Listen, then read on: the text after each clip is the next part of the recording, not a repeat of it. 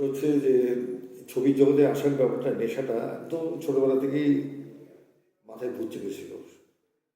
যেমন আমরা খেলাধুলোর সঙ্গে সঙ্গে একটু যখন বড়দের শিখলাম তখন আমরা স্কুল কলেজ ইউনিভার্সিটি সেগুলো পেরিয়ে কিন্তু নেশার যে ছবি করব এই যে বিষয়টা এটা মাথায় ভূতের মতোই চেপেছিল এবং ডিটারমাইন্ড ছিলেন যে কিছু একটা করবো। এবং আমাদের ব্যক্তিগত ব্যাপারে বলি, যাদবপুর থেকে আমি যখন প্রিন্টিং টেকনোলজি পাস করি আমার রেজাল্টটা খুবই ভালো ছিল এবং আমি উপেন্দ্র কিশোর রায় স্কলারশিপ দিয়ে পাশ করেছিলাম। একটা ক্লাসে অল সাবজেক্টে ফার্স্ট হলেই এই পুরস্কারটা দেওয়া হতো, সেটা ফর্চুনেটলি আমি পেয়েছিলাম। বাংলা ছবি করবো বলে বাচ্চাকে দিয়ে হেডটেল করিয়ে আমি কিন্তু যাইনি এবং না থেকে আমি এখানে গভর্নমেন্ট অফ ওয়েস্ট বেঙ্গলে ইনফরমেশন এডুকেশন কমিউনিকেশন ডিপার্টমেন্ট, যেটা আন্ডার হেলথ ডিপার্টমেন্টের, কিন্তু পোস্টটা ছিল আমার ভবনে। এখানে আমি দেখেছি এইখানে ঢোকার পর দেখেছি যেহেতু পাবলিকেশন সেকশন, এখানে কিছু আমাদের সিনেমা জগতের শিল্পীরা আসা যাওয়া করতো, যেমন সন্তু মুখার্জি, বিপ্লব চ্যাটার্জি, এরা খুব আসতেন, আমাদের খুব বন্ধু হয়ে গেছিল। আর স্কুলিংয়ের জন্য কিন্তু সেরকম জায়গা শেখার ছিল না, কোনো বড় ডিরেক্টরের আন্ডারে থেকে কাজ করতে হতো। তা আমাদের যে তুমি বঙ্গবনে একটা জায়গায় পরিসরে ছেলেমেয়েদের সঙ্গে যোগাযোগ হয়েছিল, শিল্পীদের সঙ্গে যোগাযোগ হওয়ার পরে ওই রেফারেন্সে আমাদের সঙ্গে একজন চাকরি করতেন, খুব প্রখ্যাত একজন শিল্পী, তার নাম হচ্ছে গঙ্গাবোধ বসু, তার ছোটো ছেলে স্বরাজ বসু ওদের সঙ্গে সেই রেডিওর একটা বড় মাপের অভিনেতা ছিল, যাকে রেডিওর উত্তম কুমার বলতো সবাই। সে আমাদের সঙ্গে ছিল এবং তারই সঙ্গে থেকে অনেকের সঙ্গে পরিচয় হলো এবং আমার মনে হচ্ছে আমরা বোধহয় একটু টালিগঞ্জে যাতায়াত শুরু করলাম, করে মনে হলো যে না কিছু করা যেতে পারে, কিন্তু কোনো একজন বড় ডিরেক্টরের সঙ্গে কাজটা করে কিন্তু কাজটা শেখার কোনো স্কোপ ছিল না। যাই হোক, আমার একটা সুযোগ ঘটে গেল। আমাদের এখানে একবার একটা ছবির জন্য, হিন্দি ছবি দেব শিশুর জন্য উৎপলেন্দু চক্রবর্তী বলে একজন আছেন, সেটা সেই ছবিটার জন্য রাষ্ট্রপতির পুরস্কার পেয়েছিল। আমাদের কাছে এসেছিল কিছু প্রপস কালেকশনের জন্য, পোস্টারিংয়ের জন্য। তা আমি তাকে সহযোগিতা যখন করলাম, সে বললো ঠিক আছে তুমি আমার গ্রুপে আসো। তার শুটিং চলে গিয়ে কিছু কিছু শুটিং আমিও কিন্তু কন্ট্যাক্ট করলাম এবং আমার ওই কাজ করতে করতে মানে থেকে কাজের অবজারভেশনের মধ্যে দিয়ে কিছু কিছু কাজ আমরা দেখলাম যে এইভাবে হয় এবং গ্র্যাজুয়ালি সেগুলো আমরা নোট ডাউন করতাম। তারপর নবেন্দু চট্টোপাধ্যায় বলে একজন পাইকপাড়াতে থাকতেন, তিনি 10খানা ছবি করেছেন, 10টাই রাষ্ট্রপতি পুরস্কার পেয়েছিল। সেইখানে দেখতাম এখনকার অনেক প্রখ্যাত অভিনেতা যেমন পরাণ বন্দ্যোপাধ্যায়, তারা যেতে, তাদের সঙ্গে একটা ঘনিষ্ঠ আলাপও সেখানেই হয়েছিল। দেখতাম ভদ্রলোক কীভাবে কাজ করছেন না করছেন, তার সঙ্গে অনেক শুটিং জোনে আমি গেছি এবং তিনি বলেছিলেন প্রবীণ তুমি আমার সঙ্গে থাকো। তাকে খানিকটা অ্যাসিস্ট আমি করেছি, করে আমি যখন কিছুটা কাজ ইন্ডিভিজুয়াল কিছু কাজের সুযোগ করে দিয়েছিল যে টেক করো, তা সেটা ভালোবাসার সম্পর্ক থেকে সেই সুযোগটা দিয়েছিল। সেগুলো করাতে আমার কিছু বন্ধুবান্ধব বললো প্রবীণতা তুমি নিজে একা করছো না কেন? আর দেখো এখন অনেক কিছু শেখার আছে, এভাবে ছবিতে তো নামা যায়, সবটা না জেনে আমি কোনো কাজ করতে ইচ্ছুক নই। 2002 সালে তখন তো অ্যাকচুয়ালি এতগুলো চ্যানেল ছিল না, ওই দূরদর্শনের মাধ্যমেই প্রথম সিরিয়ালগুলো হতো, পরে অনেক চ্যানেল এসছে। ওই দূরদর্শনের স্যাংশন কতগুলো প্রোগ্রাম আমি করলাম, যেমন খোলস ছিল আমার প্রথম। খোলস মানে ডাইনি প্রথার উপরে গ্রামে গঞ্জে যে কুসংস্কার গ্রাস করে ফেলছে মানুষকে, বিধবা বলে তার সম্পত্তি গ্রাস করতে করতে এর উপরে সাবজেক্টের উপরে আমরা একটা সিরিয়াল করলাম। সিরিয়ালটা কিন্তু খুব পপুলার হলো। সিরিয়ালটা করতে করতে আমি আরেকটা সিরিয়ালের অফার পেলাম, তার নাম হচ্ছে গল্প বলার গল্প।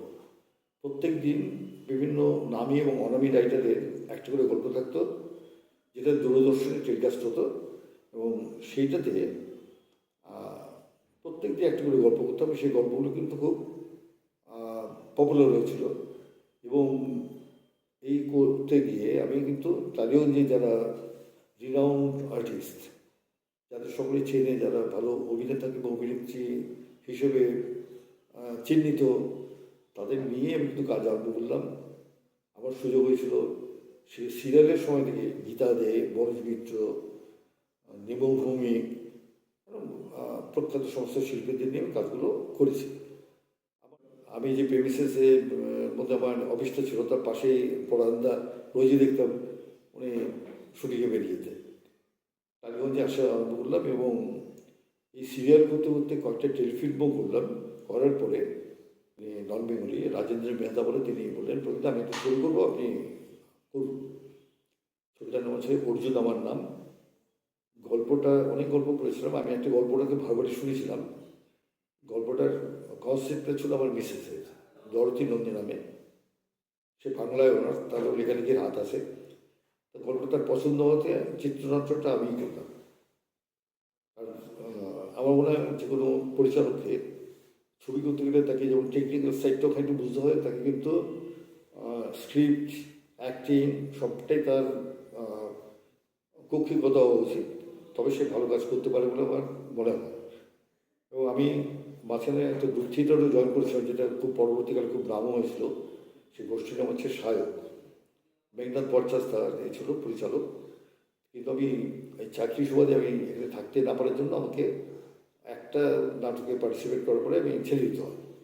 তারপর যে সময়টা একটা গ্রুপ থিয়েটারে দেওয়া দরকার, সেই সময়টা আমি দিতেও পারতাম না, যেহেতু চাকরিটা ছাড়তে পারি। শুধু ছবি করবো বলেই ছবি নিয়ে থাকা, সেই ভরসাটা আমরা পাইনি। কারণ আমার মনে হয় বাংলা ছবিতে যারা কাজ করেন এটা স্বীকার করবেন, শুধু ছবির উপরে নির্ভর করে একটা জীবন চালানোটা কিন্তু তখনও দুর্বিষহ ছিল, এখনও দুর্বিষহ আছে।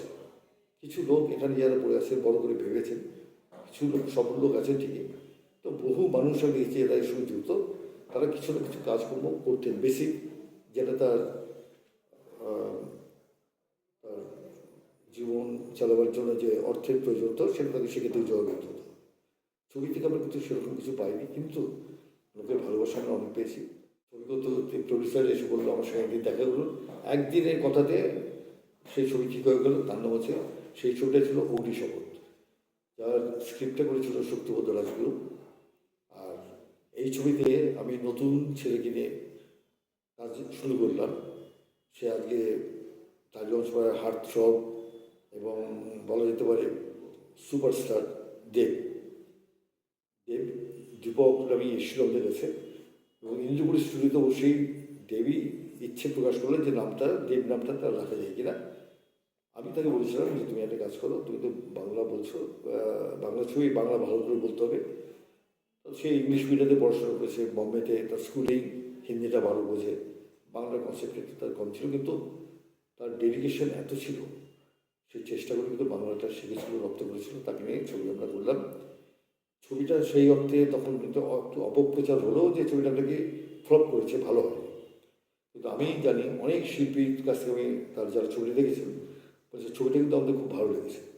পরবর্তীকালে আমি ছবিটাকে সেকেন্ড ফেজে আমি একটা রিলিজ যখন করালাম, যিনি আমাদের ছবিটা ডিস্ট্রিবিউশনের জন্য নিয়েছিলেন, তিনি কিন্তু বললেন কবিতা এই ছবিটা থেকে আমি অনেক অনেক টাকার অর্থ আমি রোজগার করেছি।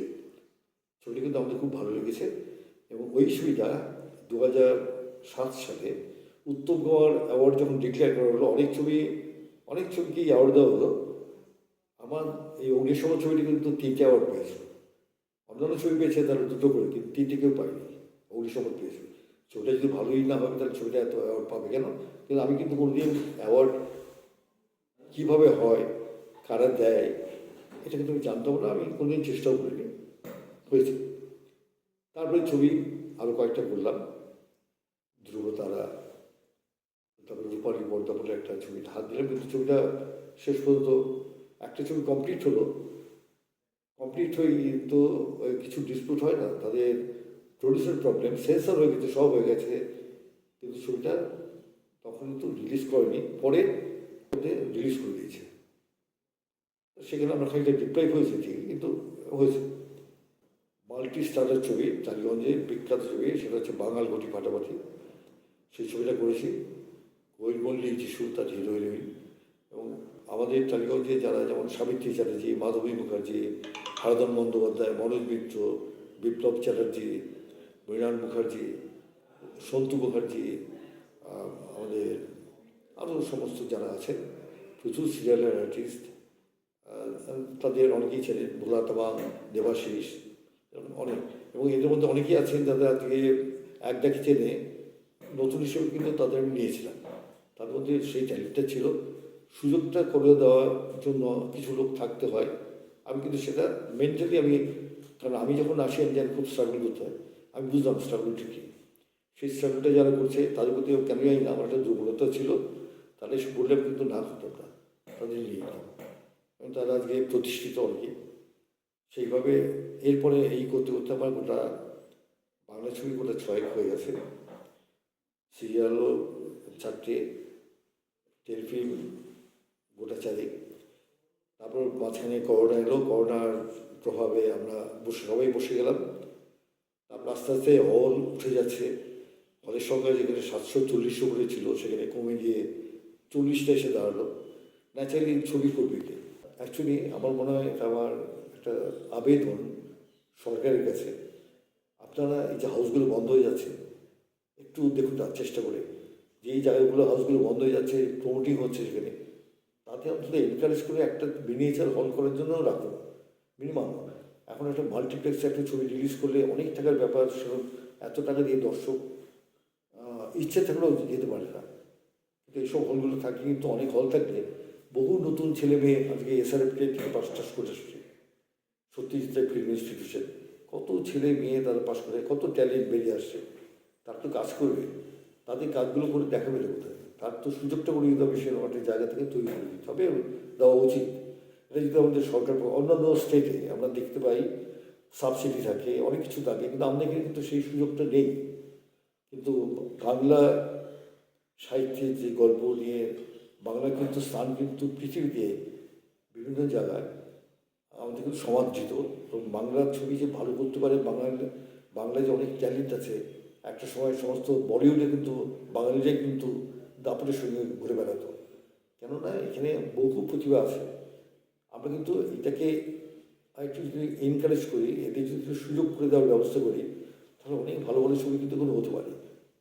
সরকারের যারা দায়িত্বে আছে তারা যদি একটু ভাবে, আমাদের একটু দেখে, একটু সুযোগ করে দেয়, ছবিগুলো করার জন্য যারা প্রডিউসার আসবে তাদের যদি উৎসাহিত করেন এবং তাদের যদি একটু সাবসিডি দেওয়ার চেষ্টা করেন, কেবল যদি শিওর এরকম একটা